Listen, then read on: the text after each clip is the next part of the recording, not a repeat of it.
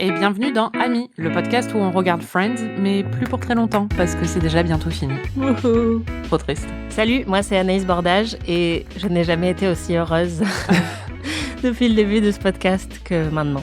Je me demande pourquoi, on va en parler très vite. Et moi, c'est Marie Telling, et je dois faire mon coming out et avouer que je préfère le couple Joe et Rachel au couple Ross-Rachel. Que quoi ? Ouais, mais qu'en vrai, je m'en fous un peu des deux.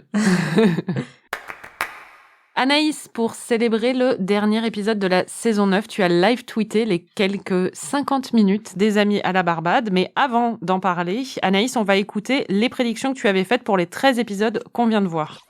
Précédemment dans Amis. Je pense qu'il va y avoir un triangle amoureux entre Rachel, Ross et Dermot. Parce que je pense qu'il faut que ça se finisse sur un gros truc. On sait que toutes les saisons se terminent de manière un peu spectaculaire. Donc je pense qu'ils vont faire tenir un peu une tension entre Ross et Rachel jusqu'à la fin de la saison, qui sera peut-être résolue ensuite. Je pense aussi que Ross va se trouver quelqu'un là bientôt. Donc ce sera peut-être même carrément un carré amoureux. Et qu'après Ross va un peu aller de son côté. Du coup, avec Dermot, Ross, Rachel et la meuf de... Voilà.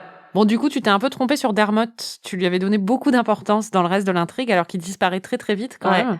Et surtout, dans le carré amoureux, tu n'avais pas pris en compte Joey. Je pense que tu avais trop peur d'y croire, en fait. Ben, j'ai abandonné tout espoir. Hein. Enfin, franchement, à un moment, je me suis dit, il faut arrêter, c'est trop dur, c'est trop douloureux. Et parce que tu aimes beaucoup faire des prédictions, avant ton live tweet, tu m'as envoyé un petit voice memo sur WhatsApp pour me dire quelles étaient tes prédictions pour le dernier épisode qui en fait dure 50 minutes. Donc c'est 2 épisodes en un qui se déroulent à la Barbade. On va t'entendre. Ok, alors mes prédictions pour le final de la saison 9. Ross va faire un truc super gênant à sa conférence, c'est sûr. Mais bon, ça, c'est même pas une prédiction, à mon avis, c'est juste un fait. Il va y avoir un gros quiproquo, d'une manière ou d'une autre.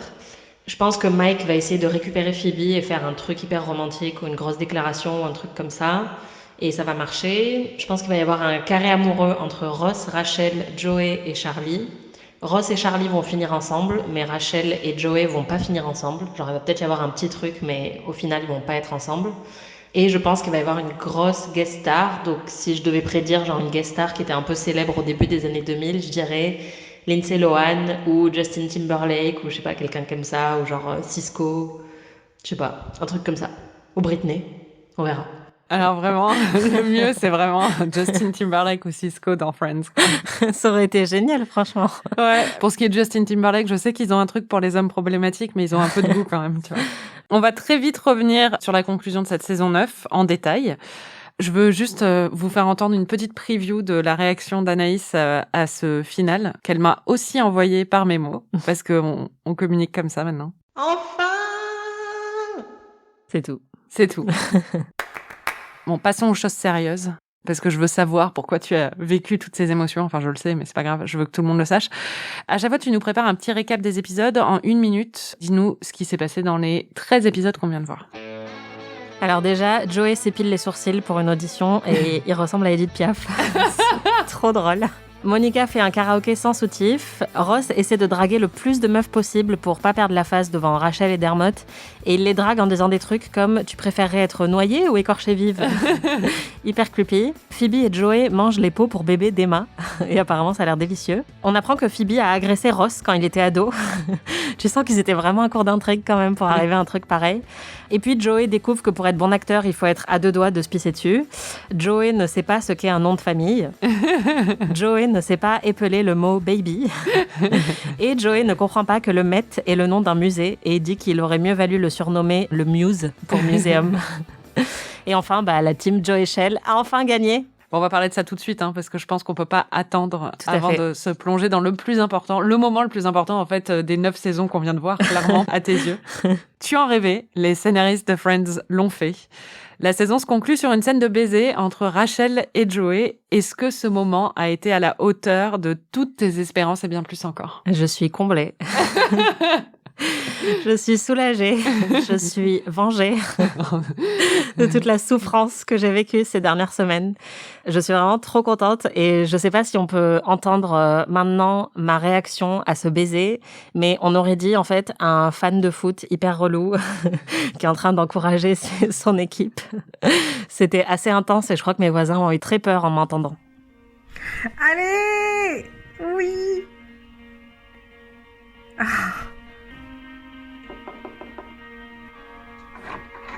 Oui! Ah, enfin. Ah, mon Dieu, merci.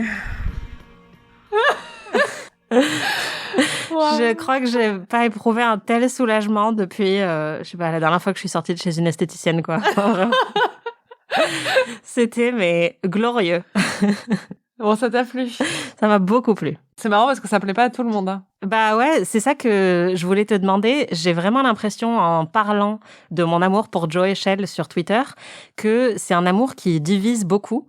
Et les fans ont vraiment des réactions très très fortes et très virulentes sur ce couple en me disant « mais pas du tout, mes yeux me brûlent en lisant ce genre de choses ». Enfin, pourquoi les gens ont une réaction aussi forte à Joey et Rachel? Je pense que déjà, c'était l'intrigue de l'histoire de Friends qui a le moins plu au fandom et qui a été la plus discutée et critiquée. Ouais, et controversée. Même les acteurs eux-mêmes, Jennifer Aniston et Matt LeBlanc, étaient contre ce développement apparemment et avaient dit aux scénaristes qu'ils ne voulaient pas que ça se passe, mais on les a oubliés. Et c'était un peu vu à l'époque comme un truc où c'était la série qui jump the shark, comme on dit, c'est-à-dire que sauter au-dessus du requin, c'est une référence à la série Happy Days et c'est quand une série va trop loin dans ses intrigues parce qu'elle est à bout de souffle un peu. Moi, personnellement, j'ai toujours beaucoup aimé Joey et Rachel parce que je pense qu'ils correspondent bien l'un à l'autre et que ça fonctionne. Mais c'est vrai que je pense qu'il y a aussi un truc un peu primaire où quand on regarde une sitcom et qu'on a établi dès le début que telle personne était pour aller avec telle personne et qu'il y a une dynamique de groupe en plus, changer ça et dire bah non, en fait, elle va aller avec telle personne, ça bouscule tout. Et je pense que les gens, depuis le début, se sont dit Ross et Rachel, ils sont ensemble. Après, ils ont accepté que Monica et Chandler soient ensemble parce qu'ils n'avaient pas d'autres engagements dans le groupe. Mais la seule possibilité pour Joey, c'était Phoebe, en fait, dans la tête des gens. Et le fait que Rachel, qui est associée à Ross, puisse aller avec Joey, je pense que ça les dépasse complètement. Oui, c'est vrai que c'est toujours un peu risqué. Après, moi, je pense qu'il y a deux trucs qui font que ça me plaît beaucoup, au-delà de, comme toi, le fait que j'aime beaucoup l'alchimie entre les deux. C'est que déjà, je sais, en tout cas, je crois savoir que Rachel et Ross vont finir ensemble. Donc, du coup, pour moi, c'est juste une petite escale que je trouve hyper plaisante, en fait, mais aussi parce que pour moi, ça menace pas le OTP que je connais depuis la nuit des temps, Ross et Rachel, parce que pour moi, ça va quand même finir entre eux. Donc, c'est pas très grave s'il se passe un truc entre eux. Moi, j'ai plutôt toujours bien aimé quand une série déviée du premier intérêt romantique, par exemple. Enfin, je suis Team Spike dans Buffy. Bah oui, clairement. Voilà, et pas Team Angel. J'étais aussi plus Team Nathaniel dans Crazy Ex-Girlfriend que Team Josh Chan. Parce que pour moi, quand on arrive à introduire un autre intérêt romantique qui est bon, qui est charismatique, qui est beau et tout, bah, je sais pas, pour moi, ça remet pas forcément en cause le fait que c'était très divertissant d'en voir un autre avant, quoi. Mais je pense qu'il y a un truc aussi, les gens voyaient ces amis comme leurs amis et comme limite une famille, un espèce d'extension de leur groupe d'amis ou de leur famille. Et il y a un truc limite un peu incestueux de voir, parce que dès le début, Joey, sa relation avec les filles est un truc de frère un peu protecteur qui parfois fait des remarques un petit peu tendancieuses, mais il y avait jamais de sous-entendu. Et d'un coup, ramener ça dedans, je pense que ça a perturbé beaucoup de gens. Oui, c'est vrai. Mais d'ailleurs, même Monica est hyper... dans mes notes, j'ai écrit Monica, de quoi je me mêle, mais elle est vraiment contre un rapprochement Joey et Rachel. Après, enfin, Monica a eu un crush sur Joey au début. Oui, bah oui. Mais ouais, non, c'est marrant. Enfin, en tout cas, ça me fait très bizarre de voir à quel point les fans ont un avis hyper tranché sur ce rapprochement, quoi. Avant d'en arriver à ce rapprochement, d'ailleurs, il y a d'abord Rachel qui prend conscience de son attirance pour Joey. Quand elle vient le voir sur le plateau de Days of Our Lives, ça a dû faire renaître ton espoir, ce moment. Ouais, bah alors déjà, le premier éclat d'espoir que j'ai eu, c'est dans le tout premier épisode du segment qu'on a vu, où en fait, elle se dispute avec Ross parce qu'il est relou, quoi, et elle repart vivre chez Joey. Et d'ailleurs, il y a un petit extrait, mais vraiment, je me suis dit, quoi ? Une note d'espoir? Est-ce que je peux enfin espérer à nouveau qu'il se passe quelque chose? Et j'étais trop contente. Hey. Oh! Emma and I live here for a while. Your eyebrows look weird. Après ça, donc, ils réaménagent ensemble. Elle va le voir sur le plateau et après, elle a un rêve. Ouais. Et d'ailleurs, le truc qui est quand même ouf, c'est que j'ai vu le titre qui s'appelle « Celui avec le rêve de Rachel ». Je me suis dit, c'est sûr, il va y avoir un truc. Et il y a la scène où, en fait, elle rentre à l'appartement et lui demande de s'entraîner pour une scène avec elle.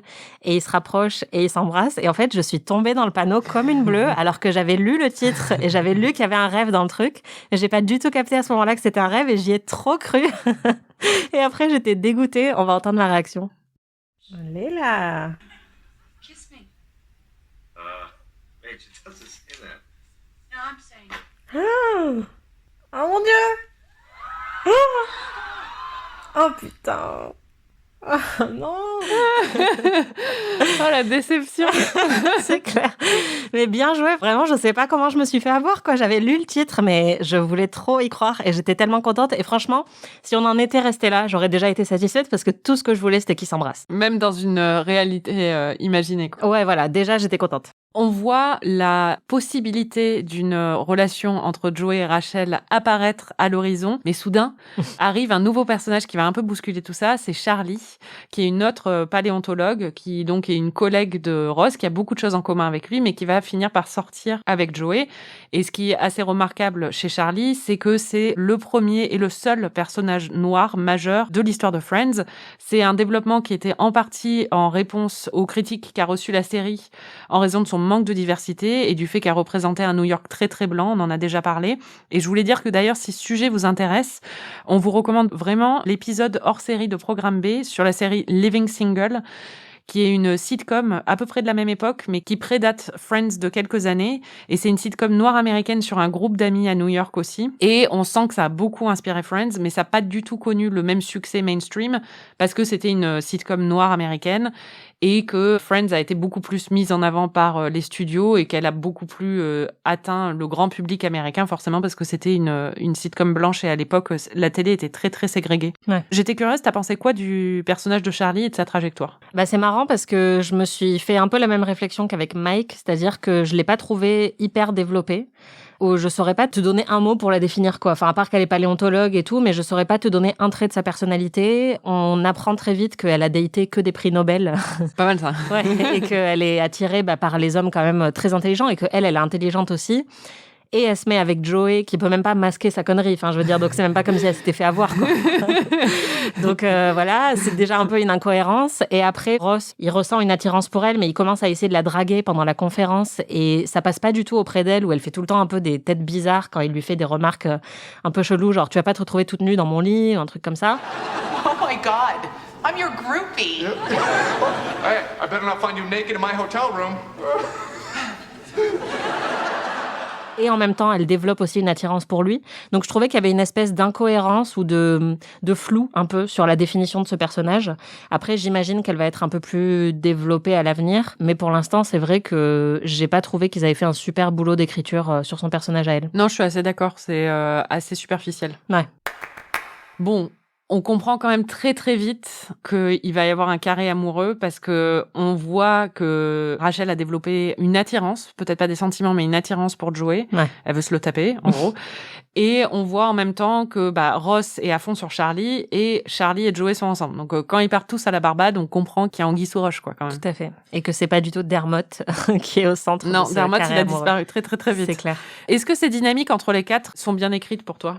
C'est vrai que c'est un peu incohérent. Pour moi, le plus incohérent, c'est ce qui se passe avec Charlie.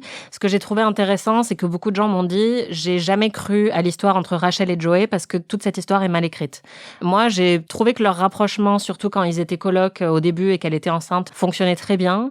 Là, j'arrive un peu à y croire, même si j'avoue que il faut quand même un peu plus mettre sa crédulité de côté parce que elle a vraiment jamais ressenti d'attirance pour lui auparavant et juste là comme ça parce qu'elle l'a vu dans un épisode de Days of Our Lives. Enfin, c'est un peu capillotracté parce qu'elle l'a vu être un intérêt romantique à la télé que tout de suite elle s'intéresse à lui.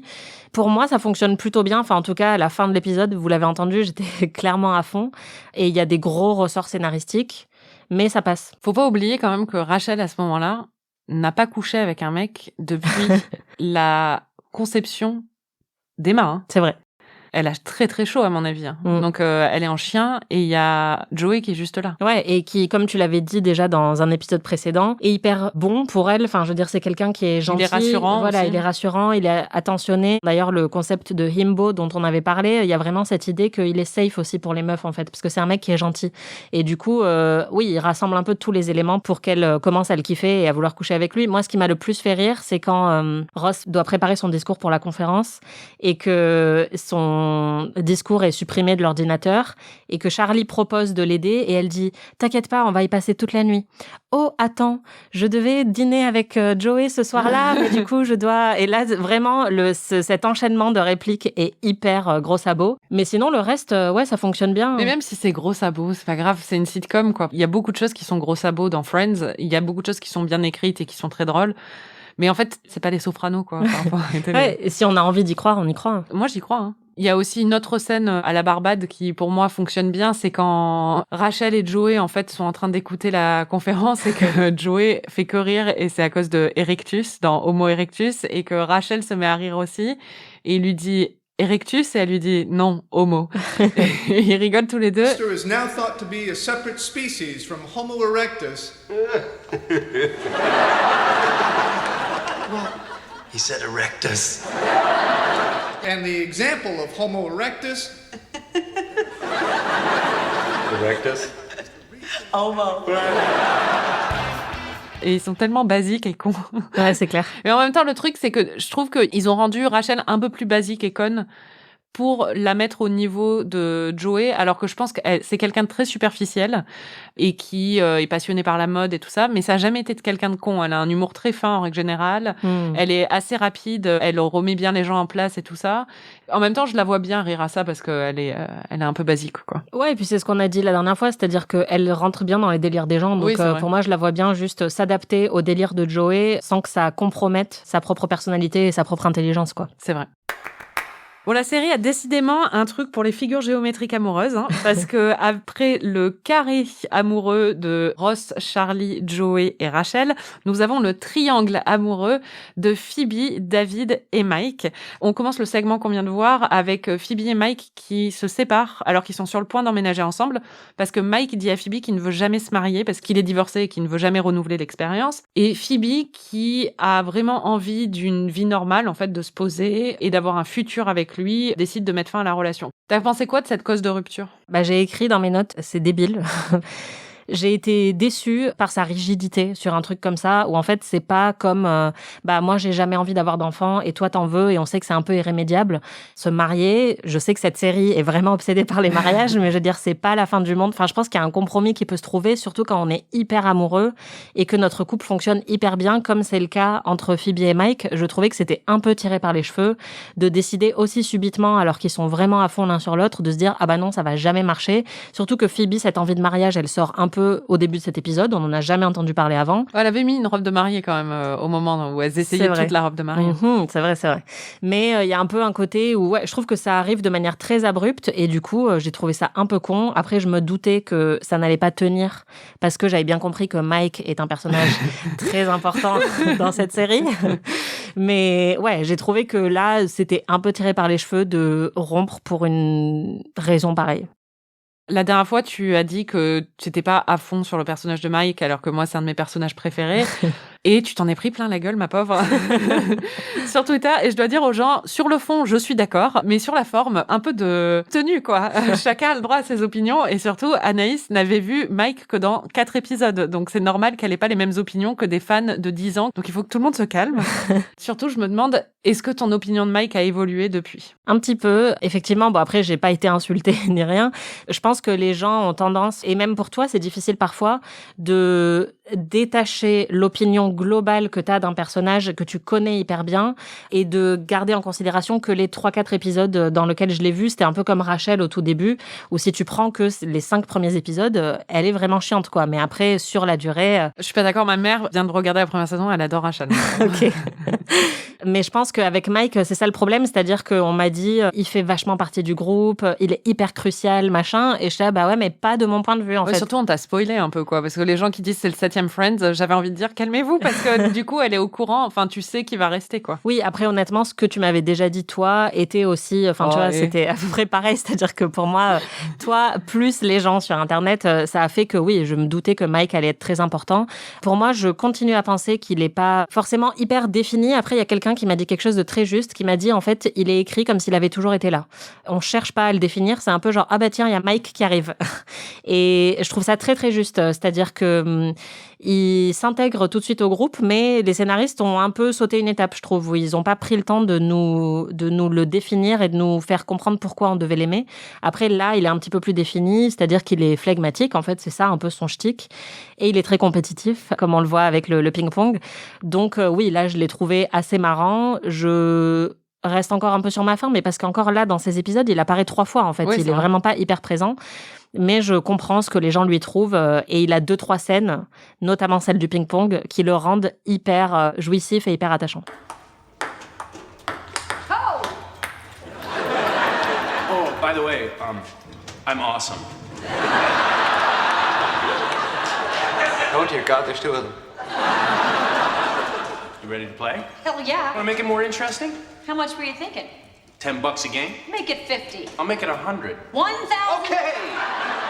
Donc maintenant, je suis Team Mike.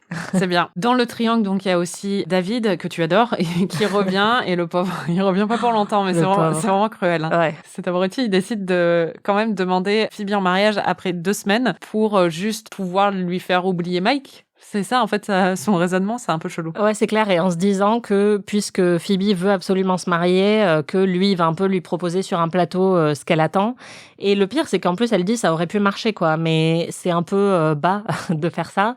Et ouais, honnêtement, c'est un peu cruel parce qu'en plus, il est hyper poli. Moi, il me fait beaucoup rire parce que... Quand il lui offre sa chaise. Ouais, voilà.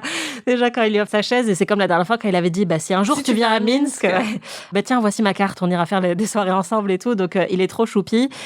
Là, moi, je me doutais que ça allait pas trop fonctionner et je trouve qu'ils ont très bien résolu le problème. Moi, j'étais plutôt team David il y a quelques épisodes. Et là, tu te dis, non, David, là, maintenant, il faut laisser ta place, il faut partir, quoi. Oui, et puis surtout, tu sens qu'elle n'est pas team David, donc ils devraient pas être ensemble, quoi. C'est clair. Parce que ce qu'il faut rappeler, c'est que au moment où David s'apprête à faire sa demande en mariage, en fait, Mike débarque un peu par surprise parce que Monica a voulu se mêler de l'histoire et a prévenu Mike que David allait faire sa demande en mariage. Et donc, Mike débarque pour aussi demander Phoebe en mariage, alors qu'il avait dit qu'il ne voulait plus jamais se remarier. On va entendre ma réaction, j'étais très surprise. And I don't ever want to be apart. So, to that end... Yes! Oh my God, Mike! It's David, actually. Bon là, clairement, j'étais team Mike, ça s'entend. Oui, c'est bien. Et le truc que j'ai adoré encore plus, c'est que Mike la demande en mariage et que Phoebe dit non. Phoebe, will you marry me? No. Haha. Parce que là, en fait, j'ai commencé à lever les yeux au ciel de manière un peu préventive, mais en me disant, non, mais il va pas revenir sur son principe et sur sa décision. C'est bon, arrêtez avec les mariages, ça suffit, quoi. Et le fait que Phoebe dise non, moi, tout ce que je voulais, c'était juste sentir que t'étais engagée avec moi, même si on se marie pas, je trouvais ça vraiment super. Et pour le coup, vraiment en accord avec le personnage de Phoebe, où elle a bien fait comprendre qu'elle a quand même envie de normalité et d'être ancrée, en fait, dans quelque chose de stable, mais qu'elle respecte aussi Mike et qu'elle va pas le forcer à se marier avec elle, en fait, par amour. Bah oui. Bon, pendant ce temps-là, Monica et Chandler ont des problèmes de fertilité. Ils décident d'adopter. On s'en fout un peu. On s'en fout totalement. Après, j'avoue, j'ai versé une petite larme pendant la scène où ils décident d'adopter, mais c'est vraiment parce que je verse une larme surtout. En ce moment, je suis un peu déprimée. Ouais. Donc, ça veut absolument rien dire. Et, ouais, moi, j'avoue que j'ai pas pleuré, mais tu as très bien résumé, on s'en fout.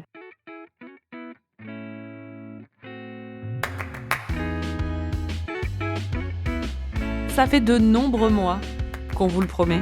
Et on s'est dit que vu le thème de la conférence à la Barbade, c'était l'occasion. On a trouvé une paléontologue qui est fan de Friends. Elle s'appelle Deborah Rook. Elle est américaine. Elle a un doctorat en paléontologie. Et je l'ai appelée il y a quelques semaines pour lui poser plein de questions sur Ross, sur la paléontologie, sur Friends. Et d'abord, elle m'a quand même dit qu'elle détestait Ross. Je n'aime pas du tout Ross. C'est le personnage que j'aime le moins dans la série. Et je n'aime pas du tout son côté grincheux et égocentrique. Il a une montre dinosaure, un portefeuille dinosaure, même son boxer a des dinosaures dessus, c'est un peu extrême. Est-ce que ce genre de choses est commune chez les paléontologues? Oui, c'est très commun, vraiment. C'est marrant parce que moi, je me suis intéressée à la paléontologie parce que j'aime les sciences, les maths, la biologie et l'évolution et tout ce qui va avec. Mais beaucoup de gens que je connais, surtout les garçons, jouaient avec des jouets dinosaures quand ils avaient 5 ans et sont restés sur l'idée d'être paléontologues depuis. Ces gens-là, ils vont à 100% avoir une montre dinosaure et un portefeuille dinosaure. Cet aspect de Ross est très réaliste.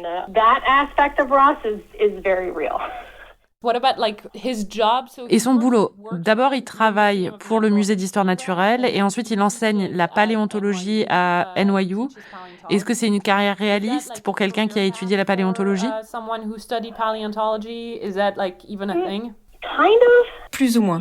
Sa carrière est très bizarre parce que d'habitude, les chercheurs vont soit travailler dans un musée, soit ils vont enseigner. Ce sont 2 voies séparées. Et je suis presque sûre que la New York University n'a pas de département de paléontologie. Donc c'est marrant qu'il bosse à NYU plutôt qu'à Columbia, une université qui a un département de paléontologie.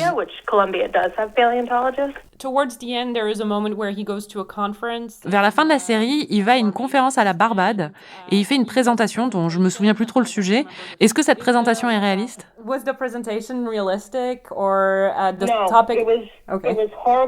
Non, c'était horrible. Le sujet n'avait ni queue ni tête. C'est marrant que vous le mentionniez parce que toute cette intrigue m'énerve tellement. J'ai bien aimé la conférence et les mecs paléontologues un peu geeks. L'atmosphère de la conférence est assez réaliste. Mais sa présentation, il commence à parler de dinosaures et ensuite il parle de paléoanthropologie. Il parle de l'Homo erectus, je crois, à la fin. Ces 2 choses sont complètement différentes. Les dinosaures non aviens ont disparu 65 millions d'années avant que les membres des espèces Homo apparaissent. Donc sa représentation est complètement insensée. Mais je sais pourquoi ils ont fait ça. C'est pour que Ross dise Homo et que Rachel et Joey en rigolent. Mais ça n'a aucun sens.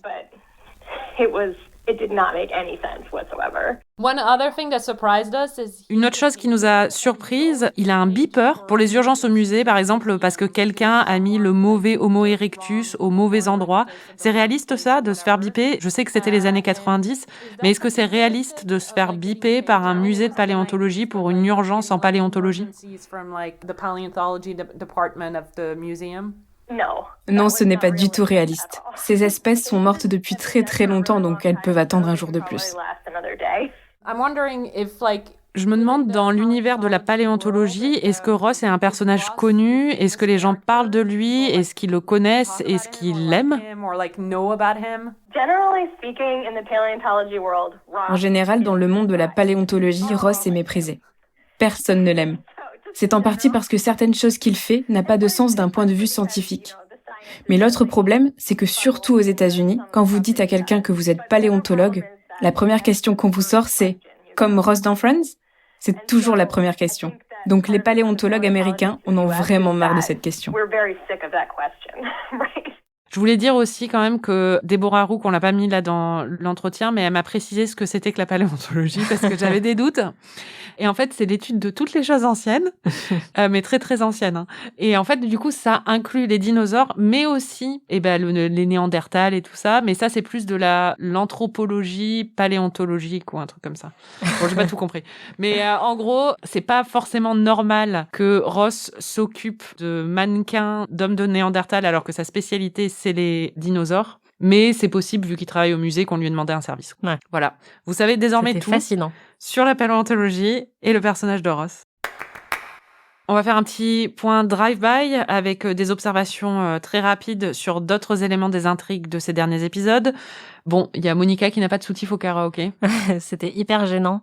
Je sais pas toi, mais moi j'étais hyper mal à l'aise pendant toute surtout, cette intrigue. ce que je trouve un peu vache, c'est que Phoebe lui dise pas en fait. Ouais, c'est clair, c'est un peu chelou. Et on a un ami qui m'écrit toutes les semaines pour me dire quand est-ce que tu vas réaliser que Phoebe est une connasse. Et c'est vrai que là, dans cette scène, je me suis dit bon, ok, c'est marrant, mais c'est vraiment pas sympa. Après, le truc le plus hilarant dans cette scène et que j'ai trouvé vraiment génial, c'est qu'à la fin, quand elle s'en rend compte, elle a honte pendant 2 secondes et après elle dit oh, on s'en fout. C'est ça qui est bien. Et ça, c'est vraiment génial. C'est un bon twist, je trouve, sur l'intrigue. Ouais, j'étais bien d'accord. Tu voulais aussi faire un petit point rapide sur le comportement toxique, je mets des guillemets, de Joey, selon tous les gens qui, je cite, te saoulent dans tes mentions. Non, mais je suis désolée, mais c'est juste, en fait, il y a pas mal de gens qui me font la réflexion du fait que j'ai un amour un peu inconditionnel pour Joey, alors qu'il faut pas oublier qu'il a un comportement irrespectueux avec les meufs. Je suis d'accord sur le fait qu'il couche avec énormément de meufs, etc., et qu'il se souvient pas toujours de leur prénom et qu'il veut pas s'engager.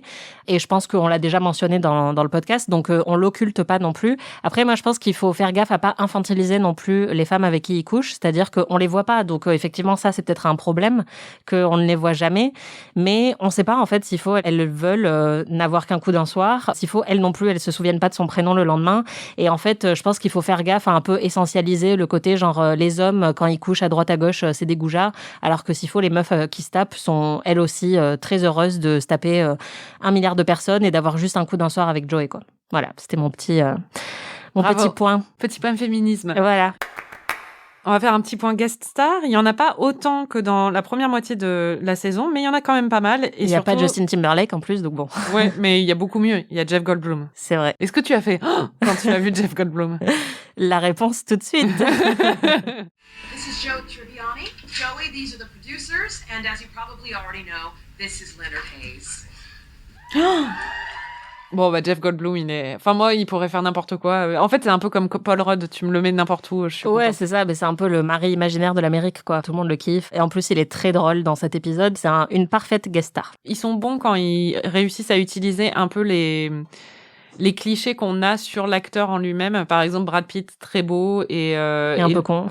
Non, surtout, ils avaient retourné le fait qu'il était avec Jennifer Aniston pour renverser ça, en fait. Ouais. Et là, Jeff Goldblum, il avait quand même une image un peu... Il avait joué dans La Mouche, mais il avait aussi joué dans Jurassic Park. Donc, son côté un petit peu prétentieux, mais charismatique, il joue vachement bien dessus, je trouve. Ouais, et puis quand il dit j'ai tourné dans une pub pour les téléphones portables, mais parce que vraiment, la bonne réception, c'est très important pour moi.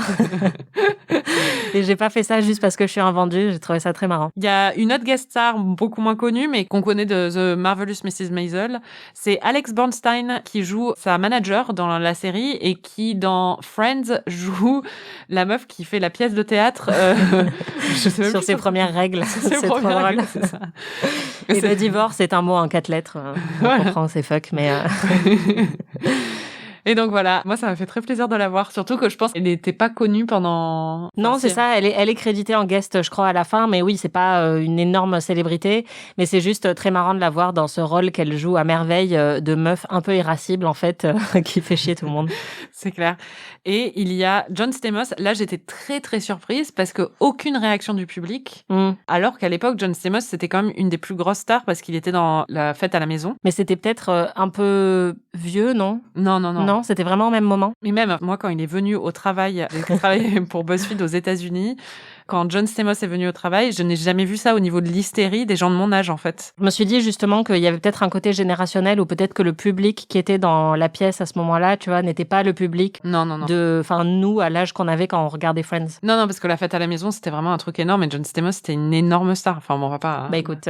J'étais très surprise qu'il n'y ait pas de réaction, quoi, parce que bon, du coup, John Stamos joue le collègue de Chandler, que Chandler et Monica... Ils essayent de lui voler son sperme, quoi. Ouais, voilà, c'est ça. C'est un peu perturbant. Mais ça va te rassurer, moi, j'ai eu une grosse réaction. Look, brother, friend, this is Zach from work. Oh, of course. Wow. It's so nice to see you again, Zach. You too. Waouh. J'étais très impressionnée. Et il est beau, hein. Ouais, il est très beau. Non, puis il est bon, il est pas mal dedans. Ouais. Bon, il faut surtout parler de Janice. Une saison de Friends ne serait pas une saison de Friends sans une apparition de Janice, qui clair. apparaît à la banque de sperme. C'est parfait. Grave. Bah, surtout, moi, ça alimente encore un peu plus ma théorie du complot, selon laquelle c'est elle qui va porter les enfants, qui va porter les jumeaux de Chandler et Monica, et que ce sera Tati Janice. Peut-être que c'est ça, Anaïs. Ouais, peut-être, je sais pas. C'est très drôle. On passe au MVP et au gros loser. Chaque épisode, on sélectionne le meilleur ami de ces épisodes, le MVP. Anaïs, qui est ton MVP? Je pense que ça pourrait être Rachel. Quoi, c'est la première fois? Bah oui, c'est évidemment que c'est la première fois, t'es folle ou quoi? Ah, ok. Pourquoi? Déjà, je trouve que sa réaction à toute l'immaturité de Ross et le fait qu'elle se barre de chez lui au début, bah c'est bien. Enfin, depuis le début en fait de sa grossesse et tout, je trouve qu'elle est toujours très juste dans ses réactions. Et j'aime bien le fait qu'elle craque sur Joey. J'étais totalement de son côté à chaque fois où c'était justement plutôt purement sexuel, où elle disait oh mais tu veux pas juste une petite fois. Enfin, qu'il y a vraiment un côté décomplexé, alors que tout le monde l'a fait chier, que Monica est là non mais vraiment tu peux pas faire ça. Ouais, elle est très cool dans ce segment d'épisode. Donc il y a pas un truc en particulier, mais je l'aime beaucoup. C'est mon cadeau pour toi aujourd'hui, Marie. Merci, c'est toi mon MVP. Rien que ça.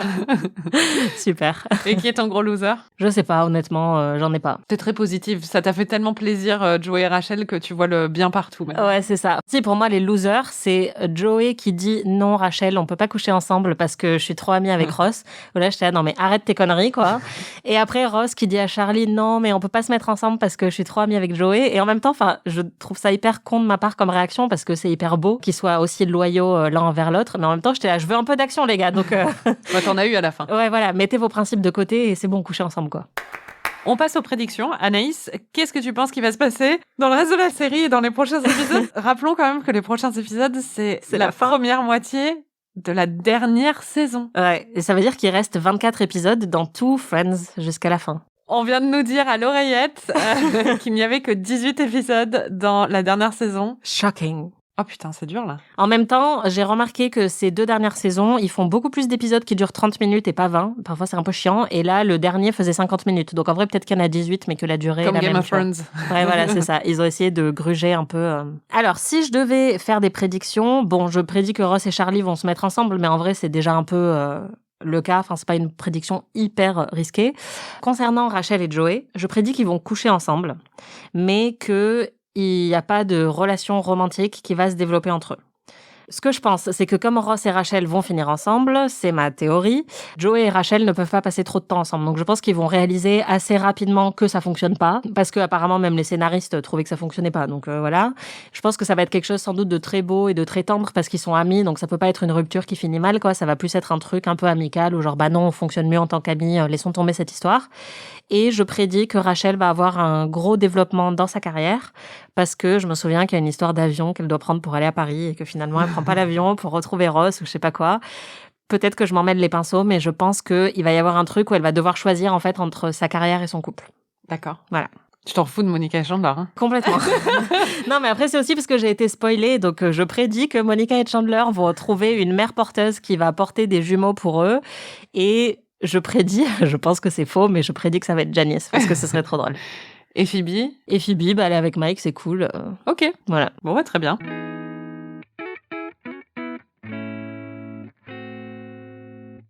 Merci de nous avoir écoutés. Merci Anaïs. Merci Marie. Vous pouvez retrouver tous les épisodes d'Amis sur slate.fr ou votre plateforme de podcast préférée. Notre prochain épisode couvrira la première moitié de la 10e et dernière saison de Friends. Non. N'hésitez pas à suivre la série en même temps que nous et à partager vos impressions sur les réseaux sociaux. Et si vous êtes fan de séries, vous pouvez aussi écouter notre podcast PIC TV où on analyse l'actualité des séries. Si vous avez aimé cet épisode, vous pouvez nous laisser 5 étoiles et un petit commentaire ou vous pouvez nous hyper auprès de tous les gens que vous connaissez. On se retrouve la semaine prochaine pour de nouvelles aventures. Adieu. Amis est un podcast produit par Slate.fr sous la direction de Christophe Caron et Benjamin Ours avec Aurélie Rodriguez.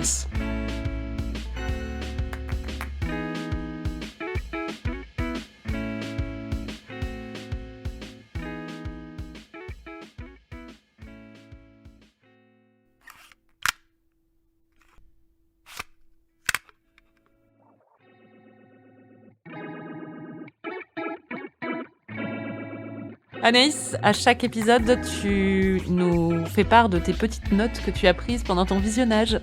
Tout à fait. Alors déjà, encore un point commun entre moi et Joey, il connaît pas sa droite et sa gauche. Ouais, ça c'est vrai. Je me suis vachement identifiée. Alors tu ne sais pas faire de vélo, tu as vu ton pédiatre jusqu'à 14 ans. Ce que ce podcast a révélé, c'est que je suis très bête en fait. On apprend que Phoebe se teint les cheveux en blond. Mon monde s'est totalement écroulé. Ah bon? Quand est-ce qu'on apprend ça? Au début, quand il parle de ses sourcils, Joey, il dit, je sais pas, en gros, le fait qu'il faut manufacturer un peu sa beauté ou son physique, et il dit, toi, tu te teins les cheveux tous les mois, ou je sais pas quoi. Elle dit, oui, tout à fait. Et j'étais là, que what? Phoebe n'est pas blonde naturellement. Lisa Kudrow est brune naturellement. Donc... Quoi? Ouais, et elle avait pas le même nez à la base. Oh! Non mais plus rien à sens dans ma vie quoi. Il y a tout un épisode où il joue au loto et on découvre à un moment Phoebe dit mais qu'est-ce qui est plus important pour vous, l'amitié ou l'argent? Et tout le monde répond en communion l'amitié, sauf Monica qui dit l'argent. Et j'ai trouvé ça très très drôle. Et ce qui est hyper mignon, c'est que ils doivent faire un vœu pour en espérant gagner, voilà, et que Joey veut pas dire ce qu'il a fait comme vœu et tout le monde pense que c'est parce qu'il est trop con et qu'il a pas compris qu'il fallait souhaiter qu'ils allaient gagner au loto, et on apprend à la fin que c'est parce que son vœu c'était que Chandler obtienne un nouveau travail. Franchement, mais il est parfait quoi. Trop drôle. Joey pense que trop drôle. 2 points. Joey, quand il révise sa scène avec Jeff Goldblum, il pense que le nom du personnage de Jeff Goldblum, c'est Long Pause, alors que c'est une indication dans le script. Et il dit « Oh, I want to, long pause ». Et là, Jeff Goldblum réalise que Joey est débile. C'était trop drôle. Il y a un moment qui m'a grave émoustillée, c'est quand Joey soulève Rachel du sol, parce qu'elle est un peu gênée, parce qu'elle a un crush sur lui, et donc elle arrête pas de lui dire « Oh, pardon, je sais pas trop où me mettre ». Et juste, il la prend, il la soulève et il la pose ailleurs. Et on va entendre ma réaction. C'était assez jouissif. Oh, sorry. Oops, sorry. Je crois que c'est pour ça que Rachel est ma MVP, quoi. Enfin, en fait, je ressentais tout ce qu'elle ressentait. Ouais, voilà, c'est la première fois que ça m'arrive, mais et je pense qu'on peut finir sur le premier mot d'Emma, qui est gliba. Gliba. Un mot qui existe. Ouais, apparemment. Voilà. C'est tout.